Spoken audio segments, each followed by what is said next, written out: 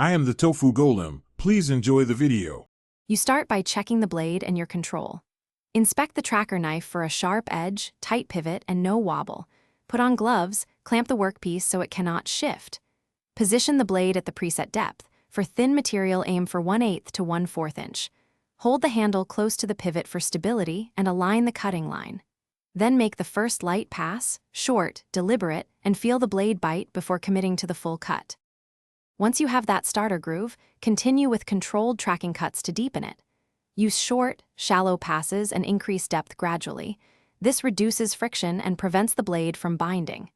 Keep your wrists steady, and for long lines, pivot from your shoulder to maintain a consistent angle. Make sure you apply even pressure so the blade tracks the groove rather than forcing through the material. Pause to clear debris from the cut. Debris changes tracking and can cause a misalignment. To finish, make a final slow, steady pass at full depth so the cut is clean and consistent. Once done, examine edges for burrs or rough spots and smooth them lightly, keeping the original angle to preserve fit. If the blade drifts or chatter appears, stop immediately. First check that the workpiece is clamped firmly, then swap to a fresh blade if the edge is dull. If needed, regroove shallowly to correct alignment before completing the final. Thanks for watching.